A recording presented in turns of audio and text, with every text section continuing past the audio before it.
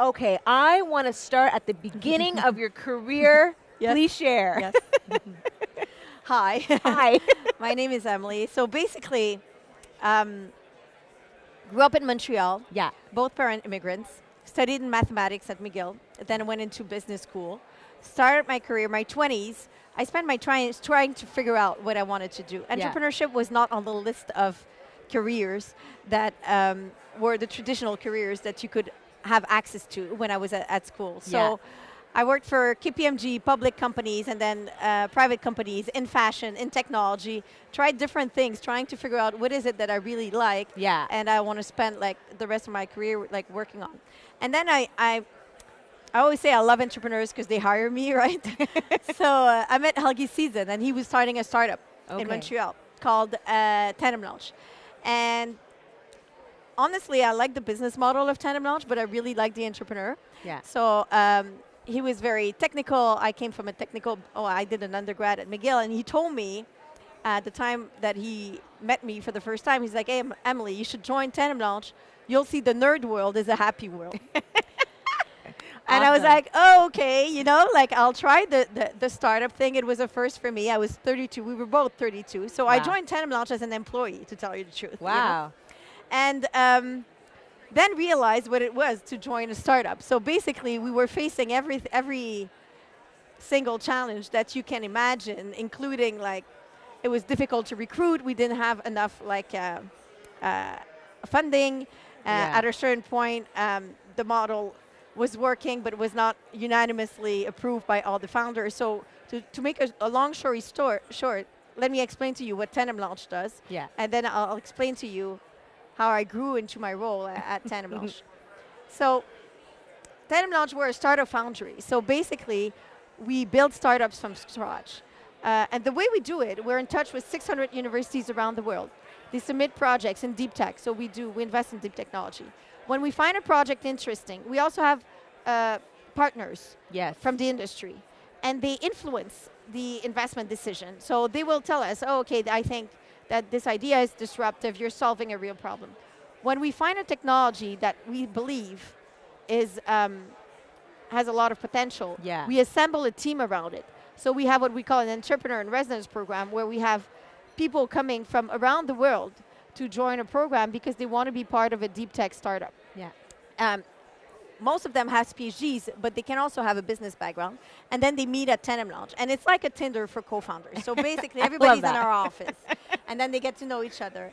And I could tell you that there's a fixed process, but at a certain point, it's not a real process. It's people meet, the team will gel, they will figure out an idea that they find appealing, and they will present to us a business model or a pitch or why they believe that they are the right team, the technology is promising, and how obviously everybody can commercialize the technology and make money out of it.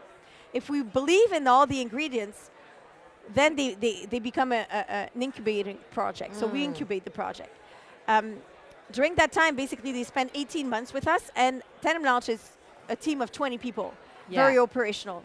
So we support those teams in recruiting other technical founders or technical members of the team, introduce them to potential clients, help them recruit also executives. They also have to recruit a CEO at the end of the program that will eventually lead the seed round, the graduation round, when they get out of our incubator. So they spend with us 18 months. At the end of the program, we have a full team, a technology, a little bit of traction, and we have what we call a fundable business.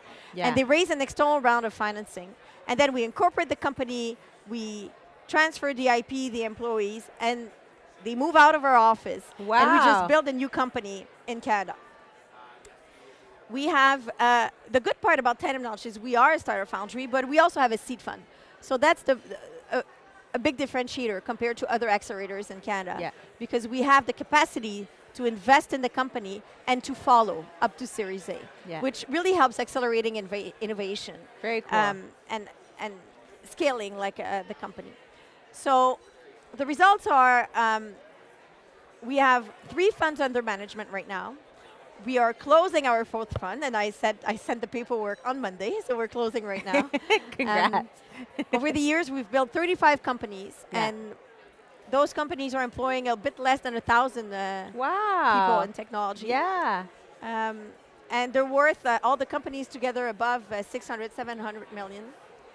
And for the Fund 1, actually, we have like 62, for the Fund 1, 2, 3, and now 4, we have above like 70 investors. And it goes from all different kind of ranges, like from angel investors to institutionals. Very cool. So yeah, so that's what I've been doing for the past like 12 years. So when I joined, I was actually an employee. I was a CFO, and then I grew over the years and became managing partner. Yeah.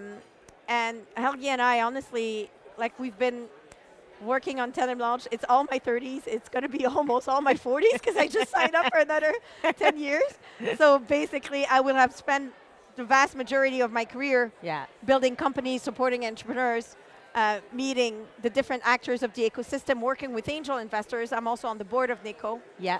And supporting the ecosystem and trying to have an impact also. Like we really want to invest in companies that can have an impact on a specific industry. Yeah. At my age, you don't want to change the world anymore because you realize that it's not that easy. No, you but you want to make a difference. Yeah, you know? no, I want to make a difference. I don't want to change the world. I've been wanting to change the world since I was a child, and I'm not going to give up. You've been doing it, though. You've been seeing things happen. You've been making it happen. The technologies are amazing. I work with extremely smart and articulated founders. Yes. I really admire them. The technologists, when they speak about their technology, their innovation, they're so inspiring. The entrepreneurs on the business sides, too. And this community, I mean, we all grew up together. This investment community in Canada, I've been on the board of NACO for 7 years. Yeah. So I saw the evolution of NACO actually over the years. And I've met so many great leaders from different part of Canada and we can share our experiences and how we believe that innovation and entrepreneurship is the future of the Canadian economy. So it's been an amazing, I'm privileged to be surrounded by so many inspiring people. Yeah. Whether they're first-time founders or angel investors, you know? Yeah. You understand what I mean? Yeah, totally. When you're meeting like new founders and they're pitching ideas to you or pitching the idea to you, because you have history as a CFO and you obviously know how to manage the books, what are some things that you look for and what are some things that you turn away from just in terms of the money when founders come to you? Okay, so basically, TandemLaunch, we build the companies from scratch. So we also give them like the idea, the technologies. Yeah. My background as a CFO, I was not somebody who really liked finance, to tell you the truth. And so we have I was just trying to get out of it, yeah. starting at 25. I remember I was working as a CFO of a $40 million company before joining TandemLaunch.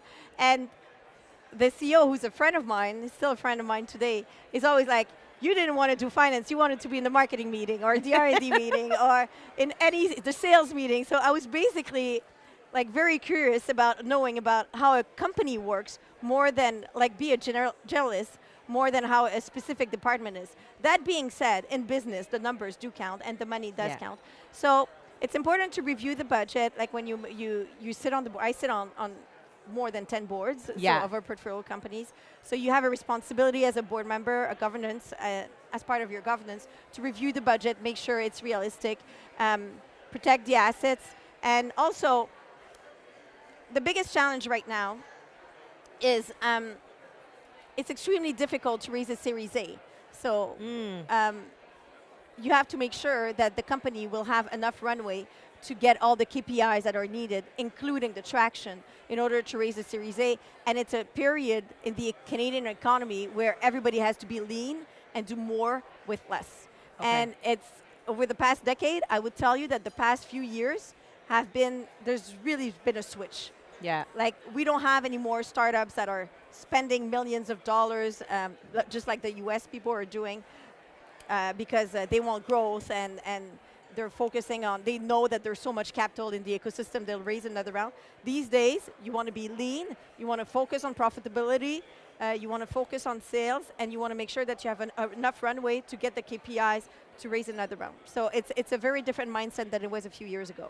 Awesome. It was so lovely talking to you. Thank you. Thank you so much for your time. Thank you.